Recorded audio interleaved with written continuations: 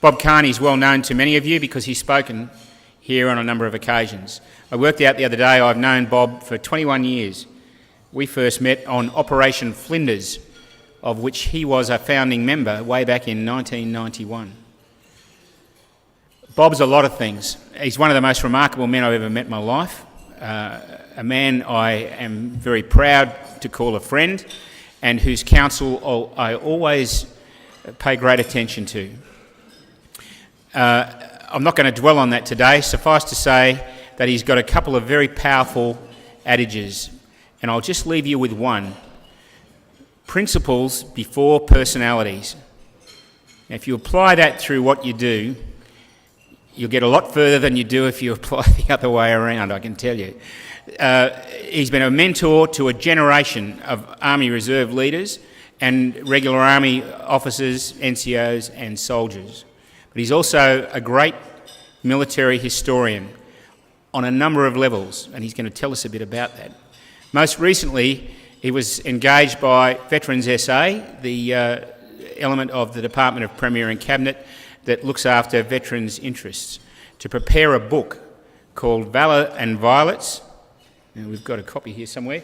And Bob's going to tell us about that and the importance of military history. So without any further ado, Bob Kearney.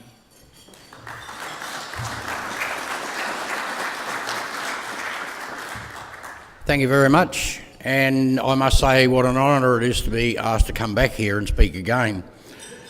The book that Steve just referred to is, I'll just show it to you.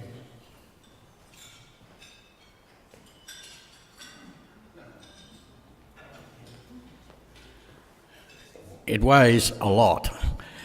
It's Valour and Violets on the front. I'll talk about the front cover and the back cover later. Steve called me a military historian. I'm not really a military historian. I have been described as a war buff who got lucky, and I'm quite happy with that. This book, when I was approached, I said no.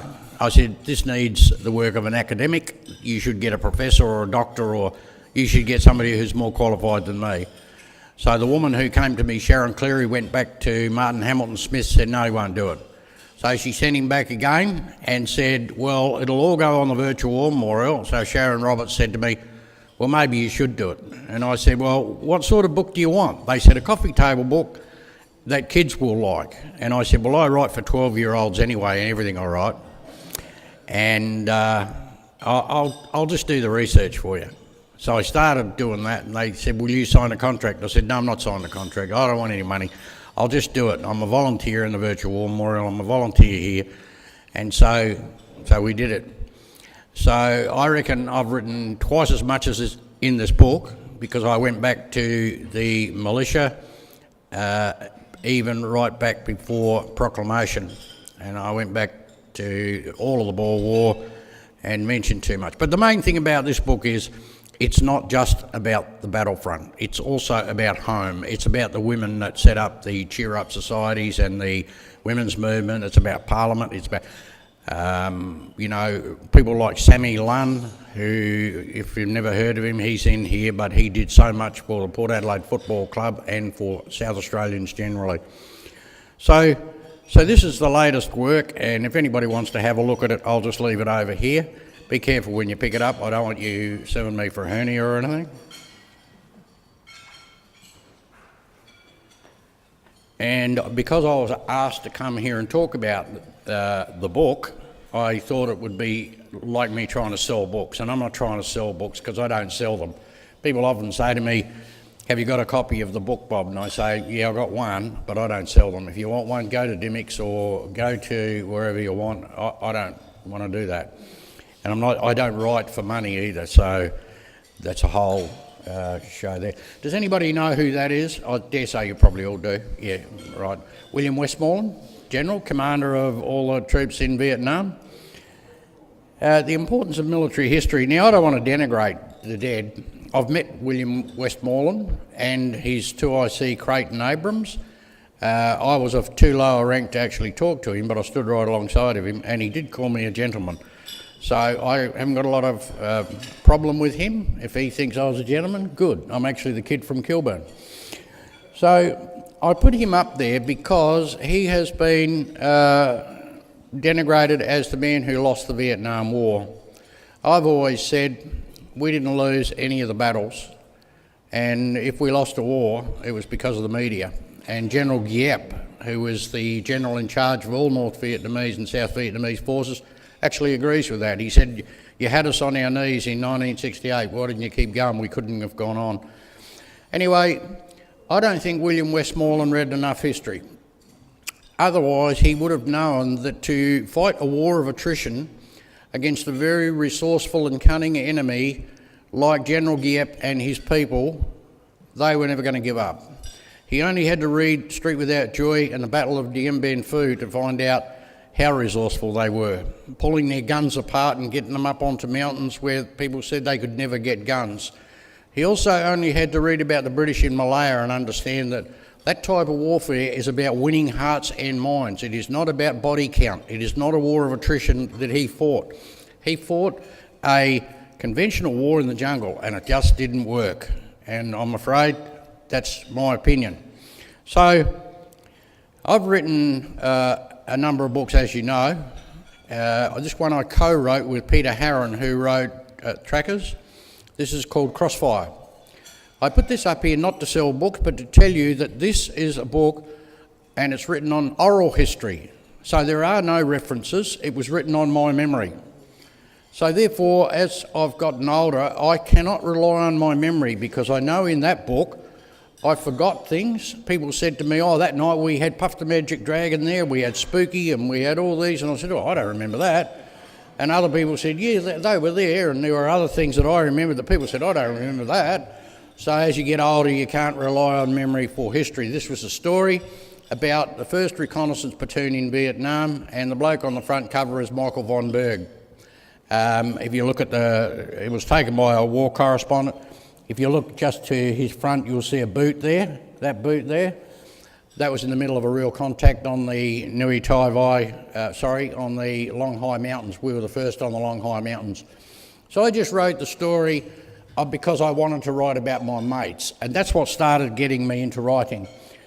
A book I wrote just immediately before Valour and Violets, in fact I was still finishing while I was writing Valour and Violets, is about the raid on Celtic Wood. And I just said I'm not a historian, but I did have to forensically research this book.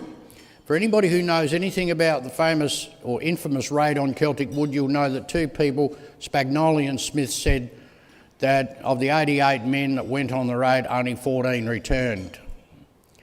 And Bean said of the 100 men that went on the raid, scarcely any returned.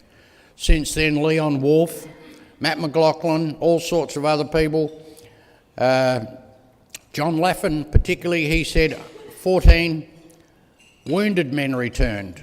Well, that wasn't what was said. What was said was 14 unwounded men returned. When I read that, I thought, 14 unwounded, that means there must have been a lot of wounded. I went to Canberra, got the field returns, had lunch by accident with Peter Cosgrove, who I was trying to say to him, go away, go away, go away, because I'm really doing all this work. And he kept saying, no, have another coffee, have another coffee. I said, no, Peter, I've got to go. So I'm not trying to big note myself, but that's how important it was to me.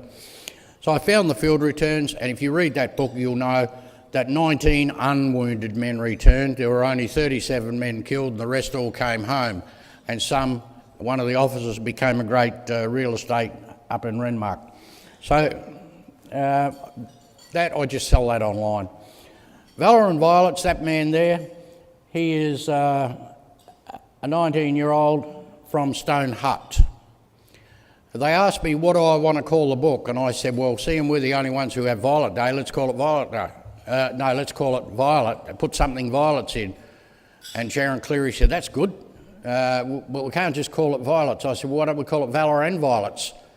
She said, it sounds like Valour and Violence. Oh, I said, well, it doesn't matter, does it? There was a lot of violence going on the Western Front and in the Middle East. So we called it Valour and Violets, and that we both agreed we took from the virtual war memorial. Private Inglis, Laurie John Inglis, Stone Hut, went to school in Kowtowie, Kapunda, School of Mines, killed in action at Brood Cinder Ridge on the 5th of October, aged 19 years of age. Now, Brudcinda Ridge was the battle before Celtic Wood, but it was on the 4th of October, so he would have been killed by a shell. So I've done all his research, and if you want to find out about him and thousands of others, like all nearly 6,000 on the Adelaide National Memorial, we've just finished a profile on nearly all of them. So that's the cover. The back cover, Olive Haynes. Olive Haynes was a nursing sister who was born at St Peter's in South Australia, and you've probably heard a lot about letters from Olive Haynes, but we thought she was the perfect lady for the back cover. If I said to you, Sir Donald, now, who would you think I was talking about? Sir who? Sir Donald Bradman. Now, I find this is always amazing because I go, all right, Sir Donald, and everyone thinks, oh yeah, a cricketer. Not even a South Australian. I know he died here, and I know he lived here, and I know he's great at swinging Gooloo, and I know he's a legend, and I know he's out the front. And he's a member of this club. And he was a member of this club. And I know he was a great man and a legend.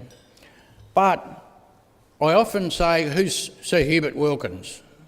And people don't know. I think I've already told you all about him anyway. If you don't know, you know that Military Cross and Bar, Monash called him the bravest man on the Western Front.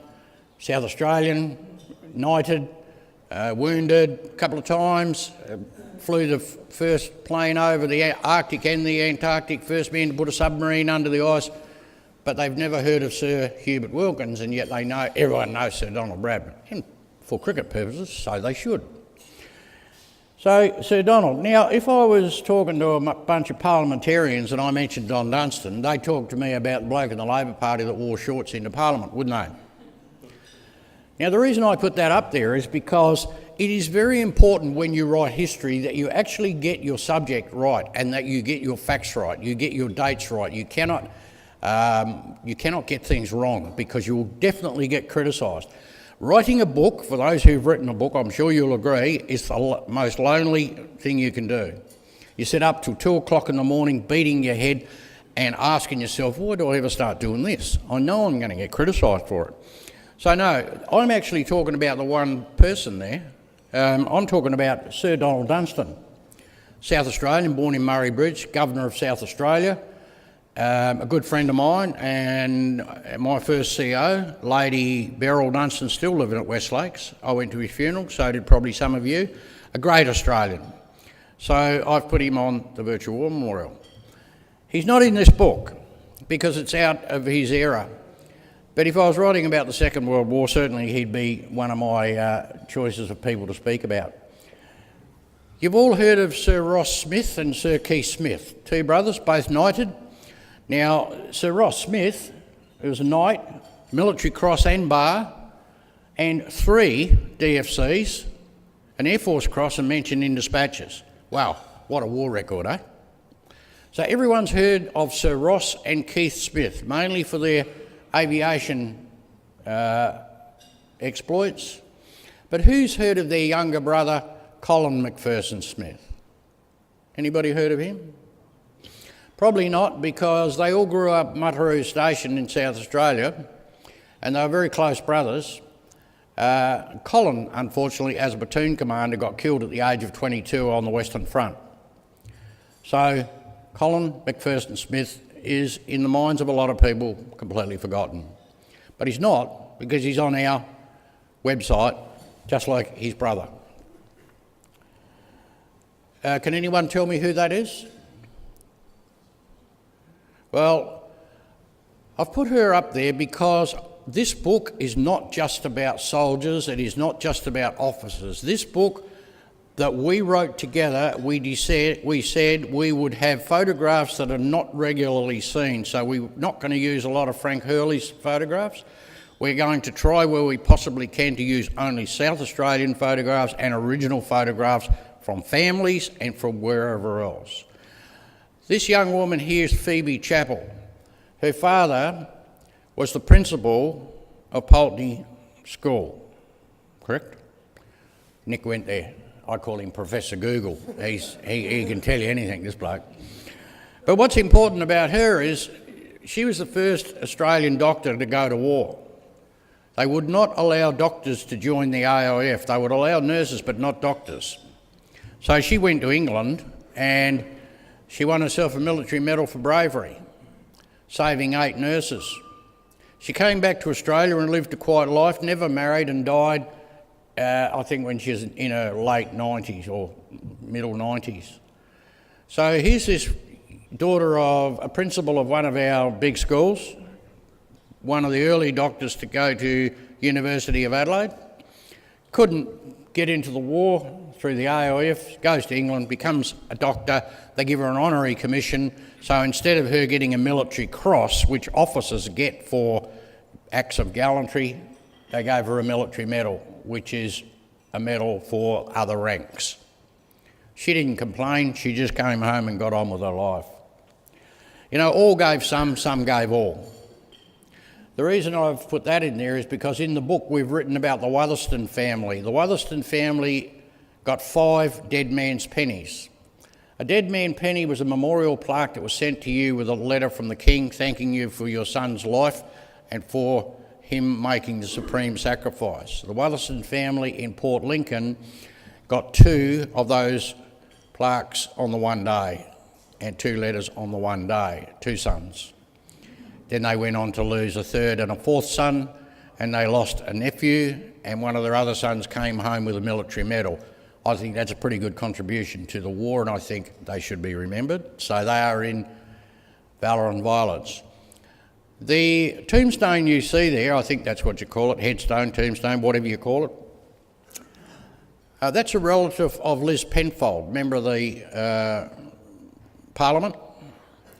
I took that by accident. I was walking around over at Dudley Park and I noticed 3 dead man's pennies embedded in that stone. So I researched them. They're the 3 Carman brothers. All 3 were killed at the Western Front. None of their bodies were found. Their mother and father, when they died, had it in their will that their dead man's pennies would be embedded in their will, and they're still in there. So yes, all gave some gave all. These fellows I put in the book because I don't think enough's been said about them. The top man, Arthur Arrington, served in the Boer War, and in the Great War, remember he was a hairdresser from Adelaide. Served in the Boer War, and the Great War in 1918 was under Monash fighting alongside the Americans. And in the morning, and you can read this in his citation, in the morning the Americans got held up. So little Arthur Arrington, the hairdresser, grabbed a few of his mates, jumped out of the trench, raced forward, killed a number of Germans, captured 9 and made them carry the machine gun back in, and the Americans could move on. Well, I'll be. You wouldn't believe it. After lunch, the same thing happened. So Arthur did it again, but this time he did it alone. So he jumped out, raced forward, killed all the Germans on the machine gun post, made a couple of them bring it back in, and the Americans wanted to give him the Medal of Honour. But you can't give a foreigner the Medal of Honour. The highest award you can give a non-American, you can't give a non-American the Medal of Honour. The highest award you can give them is the Distinguished Service Cross. And if you could see up closely, that has on it for valour. There is only one medal in Australia that has for valour on it, and it is Victoria Cross. So we in South Australia got 3 of those during the Great War, and we have those medals here in South Australia. So another person you might recall who got that same medal was Colonel Winter in Band of Brothers. Second highest award the Americans could give an American, highest award they can give a foreigner. The second man down there, John Holroyd Hill. Has anyone heard of John Holroyd Hill? Yeah, what do you know about him? He was a headmaster at St Peter's College, and I dare say he went through his time at St Peter's College after the war wearing that medal way over on the left of his rack because it's a foreign award and nobody ever knew that he had almost the equivalent of Arthur Seaforth Blackburn, a former student of St Peter's College. And the man down the end, Thomas Caddy, well, he was a labourer from the Murray and just came back and led a nice quiet life. But isn't it wonderful that we've got these South Australians who've done absolutely incredible deeds, And because they weren't killed, the only place you'll find that their names are highlighted is on the virtual war memorial. Because everyone remembers the dead, their names are carved in stone. Everyone forgets the wounded, and everyone forgets those who served and suffer. And I say, it's really our responsibility, if we say, lest we forget, it is our responsibility to remember them, because the last line of Lawrence Binyon's poem, The Ode, in the third stanza, I think it is not lest we forget. In fact, lest we forget appears nowhere in Lawrence Binyon's Ode. It's been added. The last line is, we will remember them. And I say to people, who? Who do you remember? Who on Anzac Day do you think about? Do you think about only those who got killed? I served 2 tours of Vietnam and had people killed and wounded around me. They're not the ones I think about. The ones I think about are the ones who came home half mad and lived shorter lives or are still living terrible lives. I like to think of all who served and suffered. And that's what the virtual war memorial is about, and I think I got off track there. All right, I don't think I've got a lot more to say because I think I went over time, and I'm very sorry if I did. You haven't. Oh, didn't I go over time? It's unusual for me not to go over time. I must say, recently I was asked to go and... Thank you. Recently I was asked to go and speak to the French. They were all out here for that convention they had here, and it was the Flinders University. So we had dinner the night before together with all these French-speaking professors and doctors and everybody else. And I was the last speaker of the whole presentation, so I told them about the Battle of Dernicourt and the relationship between Dernicourt in France, our Dernicourt, and why and how it all happened, and how 4,000 Australians held back 26,000 Germans. And I started by saying, you know, I have been to France, but I've never eaten creepies before. And last night I ate creepies, meaning, of course, crepes. They laughed and carried on. I said, I have got a problem with French, and I'm not very well educated because I left school at 13, so can you tell me, what's the name of that town there? And it was a town just up from Albert, and they pronounced it, and I still couldn't say it, so I said, listen, I'm just going to say it like the diggers used to say, wipers, W-I-P-E-R-S, instead of Eep or Ypres. And they'd call Moocow Farm, Moocow Farm, or Muckety Farm. I said, I'll just do that. Anyway, it was great. Thank you. Has anybody got any questions? I'll field them. Oh, all right.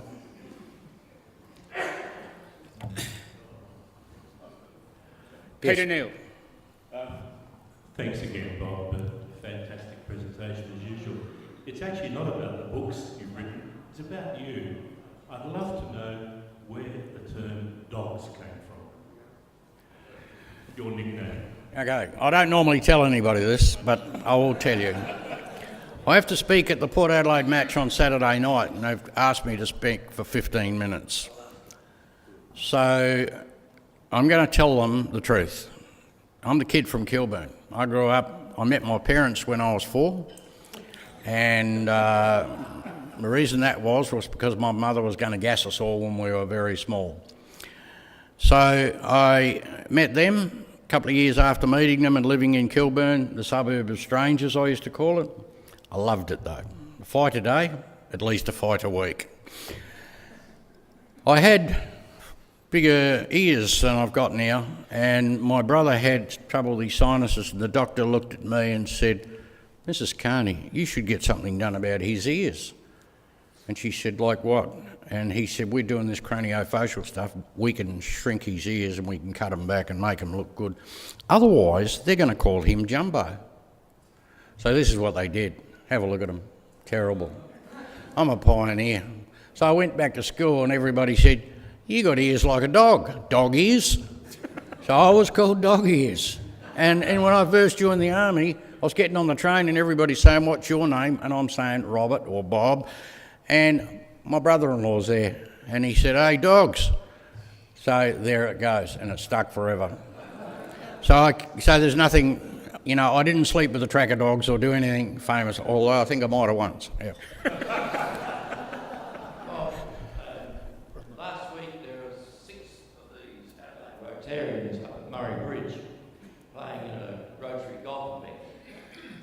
play better, some play worse. But on display in the art gallery were something like 500 or 600 photographs from a chest which Channel 7 and a group of Australians found in Binnacle. Kerry Stokes. Kerry Stokes. And I was just wondering, is that the display going to come into Adelaide? Because it is just a wonderful display of photographs. But there's also, what got me was the number of the people in the photographs they still could not name. And is there work being done on trying to find out the names of all the people in those photographs? Let me tell you, at the moment, the Virtual War Memorial consists of Sharon Roberts as the CEO, Steve is the founder, Peter Williams, who pops in once or twice a week, who's the director, Sharon works day and night, Nick Egan, who is there on a 3-day-a-week basis, who's a real asset to me, and there's me. And so far, Nick and I have put all 1,600 South Australians who went to the Boer War on the Virtual War Memorial. Not only that, we've corrected all the names because the nominal roll by the Virtual War Memorials one is incorrect, and they agree. We've put a profile on every one of those, and now it was only last Friday, wasn't it, Nick, that we finished putting on or linking all 5,900 South Australians who were killed in the Great War, linking it to the Adelaide National Memorial. It's a national memorial here in Adelaide. Those photos that you're talking about with Kerry Stokes, if we could get hold of them and put them on the site, it'll be wonderful. If I see them, and if they do, as you say, do come to Adelaide, I'll make a point of having a look at them, because believe it or not, when you've researched all these people for so long, you actually know what they look like. I went around St Peter's College with a fella called Ray Stanley, and as I was walking past all the walls and the rooms, I'd say, oh yeah, there you go, Hoytson Roder, him and his brother got bumped here, and there's Rex Beth, and there's this bloke Jury, and he said, you got a photographic memory? I said, no, I haven't. I said, it's just been printed in my head. So I'm sorry it took a long time to answer, but they belong to Kerry Stokes. You might know more about that. Look, just to elaborate on that, they all came from a photographer's studio in the town of Vignacourt. I have to say, 20 years ago I was over there and we tumbled across some of these amazing photographs, and the owner of a little cafe alleged to know where they had come from. I'd written to the War Memorial at the time, and not much seemed to happen, and I wouldn't have been the only one. The bottom line is Kerry Stokes and his team from Channel 7 hunted it down and found it. The problem we've got, it's the same problem nearly every one of us here has. In the days before digital photography, you had a pile of photographs sitting in the bottom drawer of your study. Not one of them had a caption on it. That's the problem. But the beauty of it is, group photographs are amazing, because if one of them is named, you can often start to determine who the other people are by association. But it is painstaking manual work. You cannot, and they will not invent an app for that. It's just not going to happen. But it is being done progressively, and as time elapses, and as long as people retain an interest in it, and that's why we're encouraging school children and so on to do it, it's first principles detective work. They're an amazing resource. We're just lucky we've got them and that they've been preserved. Can I just say it's worthwhile driving to It is Is that the War Memorial display, or? It's a War Memorial display and it's going around Australia. Okay, it's already been to Adelaide about 2 years ago. Has it? Really? So this must be on some kind of return visit to the, intermediate centres. It was only developed in 2011, 2012. Yeah, that's what I'm saying. Last slides. Yeah. In a trunk, in an attic, in the... That's right, and Kerry Stokes bought it. He funded it all. Yeah. That's it. Yeah, thanks very much. I was wondering whether I was going to get a call, Bob or Jumbo or Dogs. What's your take on the proposal to elevate Sir John Monash to the rank of Field Marshal? Or is that too contentious? Well, it's not happening now. This morning, Turnbull turned it down. Yeah. My take is this. I had a phone call from Dr. Peter Byrne this morning. You probably know him, Mr. Surgeon. He said, what do you think, Dogs? And I said, I'll tell you what I think. I think that given that Harry Chevelle was a corps commander for a lot longer than John Monash, given that he was our first Lieutenant General, why would you overlook one great general for another? Personally, I think there is nothing wrong with making both of them Field Marshals, and the reason I say that was because the Americans made George Washington a 5-star general 200 years after his death. So I think the government should wake up to itself and say they were both better men than Blamey. Sorry, I hope there's nobody called Blamey in the room. So my take is, I'd be saying, good on you, Harry, thanks for everything you did. If it wasn't for Harry Chevelle, we would have put our troops in the Salisbury mud instead of in Egypt. A lot of people don't know that. A lot of people don't also know that in this book that I've written a lot about Monash, because in South Australia there's a town called Monash, and the reason that it's called that is because they served under Monash. But more importantly, in South Australia, he built most of our bridges and things. He was here a lot. He was a concreter and owned a big business here, Monash Concrete Productions. So to give you the short answer, suck it up and get on with it and make them both Field Marshals. That'll be my thing.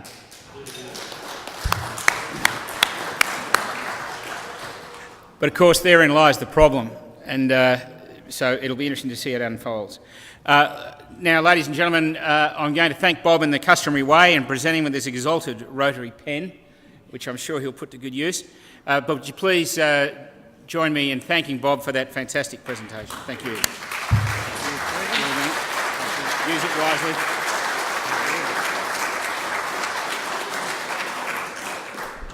I'd just like to say I wasn't lying when I said it was a big honour, but as a lot of you are in business, and he talked about principles before personalities, I always like to use Hieronymus Bosch's saying, which is, remember, as a CEO or a chief or whatever you are, remember everybody counts or nobody counts. Thank you.